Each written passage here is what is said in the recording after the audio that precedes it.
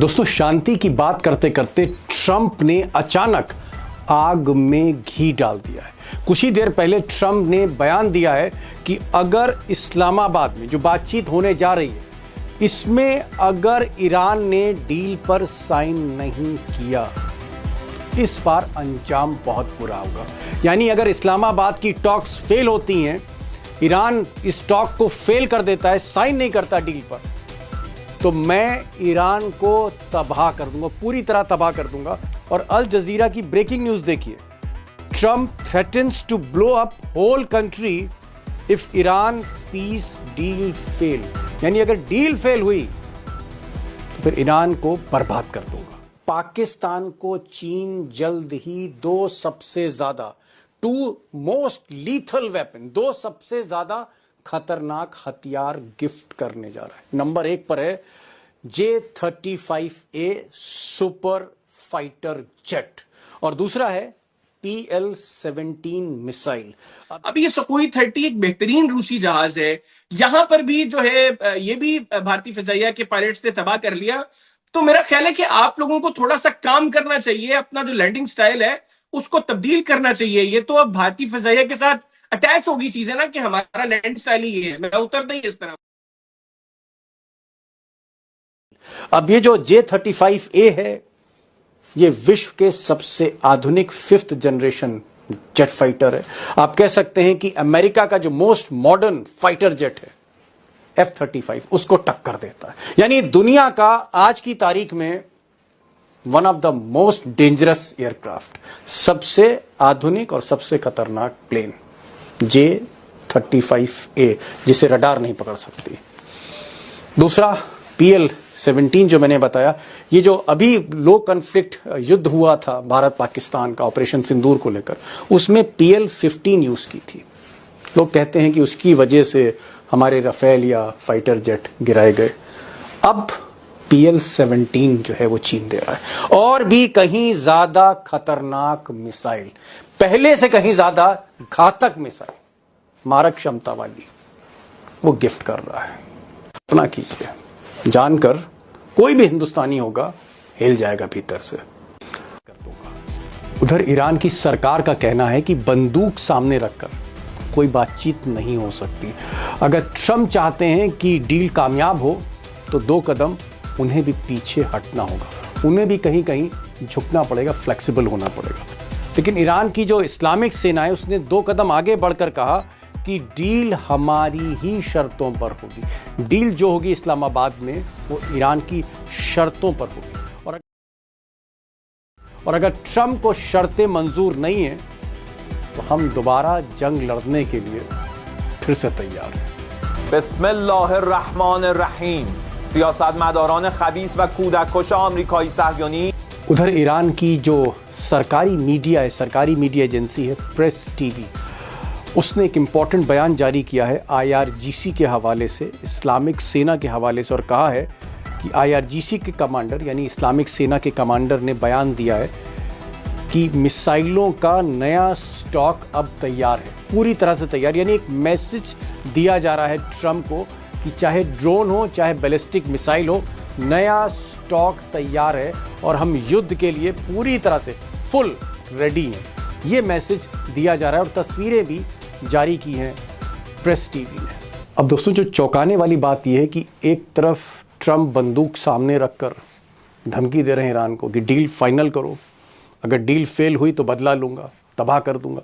और दूसरी तरफ वही ट्रंप उसी समय अपने उपराष्ट्रपति vice president of America JD वांस को इस्लामाबाद भेज रहे हैं। साथ में ट्रंप अपने दामाद को भेज रहे हैं। दामाद के अलावा जो ट्रंप के पुराने दोस्त, जिनके साथ ट्रंप प्रॉपर्टी डीलिंग करते थे, बड़े खास दोस्त हैं, स्टीव विटकॉफ, उनको भी भेज रहे हैं इस्लामाबाद कि जाइए बात करिए ईरान से। अब ईरान की टीम कब पहुंचती है तो आने वाले समय में ही पता लगेगा। लेकिन सवाल है कि क्या ट्रंप मौका देंगे ईरान को, अपनी शर्तें रखें, एक सही एनवायरनमेंट में बातचीत हो, क्या इस तरह का मौका वो देंगे, या फिर वो बौखलाहट में खुद ही डील को फेल कर देंगे। सवाल इस बात का है कि क्या इस बार इस्लामाबाद में डील फाइनल होगी या डील टूटेगी जंग फाइनल होगी। अब बड़ा सवाल है और मैं जानना चाह रहा था कि इस वक्त ईरान में जनता का मूड क्या है, इस्लामिक सेना का मूड क्या है, वहाँ पर जो जेनजी है, जो वहाँ की जो यंग जनरेशन है, उसका मूड क्या है। और इसलिए मैंने ईरान बातचीत करी।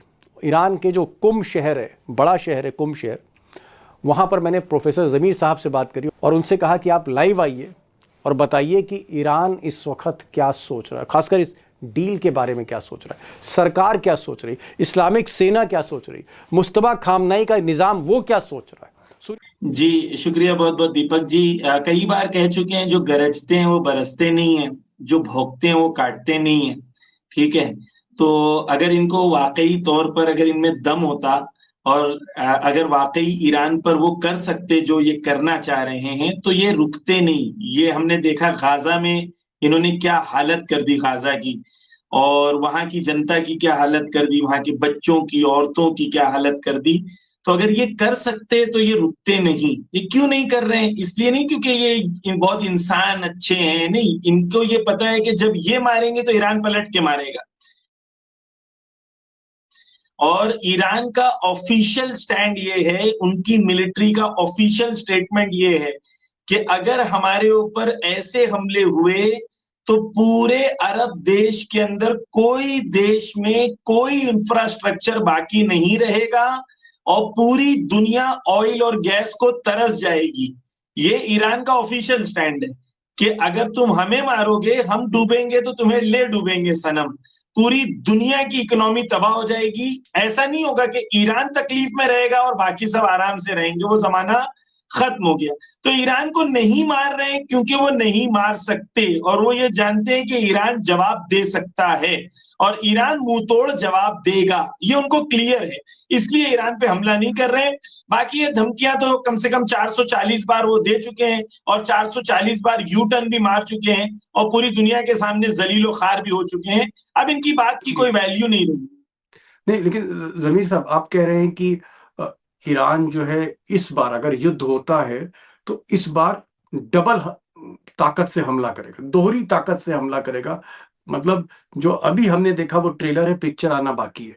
लेकिन ट्रम्प के जो उनके जो खुद ट्रम्प और ट्रम्प के जो सहयोगी हैं वो ये कह रहे हैं कि भाई असला बारूद जो है 75% खत्म हो चुका है ईरान का। वो कह रहे हैं कि जो मिसाइलें हैं वो बहुत कम रह गई हैं। तो ऐसी परिस्थितियों में जब मिसाइल कम है, ड्रोन्स कम है, असला बारूद कम है, कम हो गया है, क्योंकि काफी कुछ जंग में आपने खर्च किया है, तो ऐसी स्थिति में फिर आप कैसे कह रहे हैं कि हम डबल पावर से अटैक करेंगे? देखें, खुद CNN की एक रिपोर्ट है, उन लोग ये कह रहे थे कि ईरान ने जितने ड्रोन्स मारे हैं उससे ज्यादा ड्रोन्स ईरान ने इतने ही टाइम में बना लिए हैं, क्योंकि ईरान के पास आपने उतने ड्रोन बना लिए, उतने ड्रोन उससे ज्यादा बना। ईरान के पास सब खुद मैन्युफैक्चर करता है, ईरान किसी से खरीदता थोड़ी ना है, तो ईरान का सब होम प्रोडक्शन है। तो ये खुद वेस्टर्न रिपोर्ट्स कह रही हैं कि जितनी ड्रोन मारा है उससे ज्यादा ड्रोन ईरान ने ऑलरेडी बना लिया है। और ईरान के पास मिसाइल्स इतनी हैं कि ईरान अगर हर रोज 100 मिसाइल मारे और 10 साल तक भी मिसाइल मारता रहे तो भी ईरान की मिसाइल खत्म नहीं होगी। अगर ईरान की मिसाइल खत्म हो गई होती तो ये बात नहीं करते, ये क्यूबा की तरह घेर लेते, ये वेनेजुएला की तरह दाखिल आ जाते। ये इनको पता है कि ईरान मुंहतोड़ जवाब देगा, दंदान चिकन जवाब देगा, ऐसा देगा जवाब कि इन लोग कभी खड़े नहीं हो पाएंगे, इसलिए नहीं आ रहे ईरान। ये क्लियर है, उनके लिए भी क्लियर है, ईरान के लिए भी क्लियर है।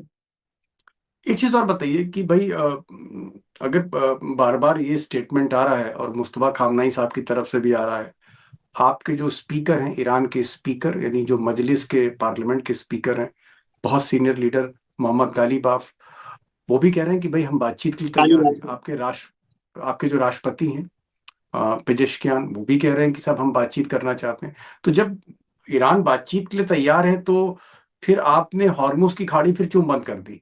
उसको खोल दीजिए, फिर पहले तो खोला ही था आपने, फिर बंद कर दिया। ईरान ने हॉर्मुज खोला, कब खोला? जब ईरान की शर्त अमेरिका ने मान लिया कि लुबनान में इजराइल को जबरदस्ती सीज फायर पर मजबूर कराया ईरान ने।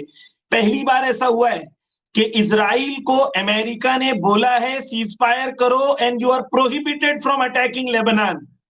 यानी उसको ऐसे बोला है जैसे कोई बच्चे को बोला जाता है, और उसका प्रेसिडेंट उस मीटिंग में था ही नहीं सीज फायर के। यानी ईरान ने अपनी ताकत इतनी बता दी कि इजराइल का सीज फायर भी करके बता दिया, फिर ईरान ने कहा हम खोल देंगे होर्मुज, लेकिन ये शर्त के साथ कि आप अपना ब्लॉकेड खोले। तो ईरान ने अपना ब्लॉकेड खोला और अमेरिका ने अपना ब्लॉकेड नहीं खोला। तो ईरान ने कहा ठीक है, तुमने अपना ब्लॉकेड नहीं खोला तो पे ईरान जंग जीता हुआ है, तो हमारी शर्त चलेगी, अमेरिका की शर्त नहीं चलेगी। और जो आपने ऑडियो सुना होगा, जो ईरान की नेवी वाला बहुत वायरल हो रहा है, जहां पर ईरान की नेवी के कमांडर ने ऑडियो में कहा कि we will open the Hormuz with the order of Ayatollah Mojtaba Khamenei, not by some idiot who is posting on social media। तो ईरान के लिए क्लियर है कि होर्मुज तब खुलेगा जब ईरान की शर्तें मानी जाएंगी। अगर शर्तें नहीं मानी जाएंगी तो होर्मुज नहीं खुलेगा। एक जमाना था जब अमेरिका सैंक्शंस लगाता था, आज ईरान की ताकत है तो ईरान अपनी ताकत से अमेरिका से अपनी बात मनवाएगा, और ये इंशाल्लाह पूरी दुनिया देखेगी कि अमेरिका किस तरीके से ईरान के सामने झुकेगा। जी। अच्छा, कुछ शर्तें हैं, जो अमेरिका की शर्तें हैं, आपकी भी शर्तें हैं। पिछली बार इस्लामाबाद में काफी कुछ उसमें नतीजे भी सामने आ रहे थे, सब कुछ पॉजिटिव जा रहा था।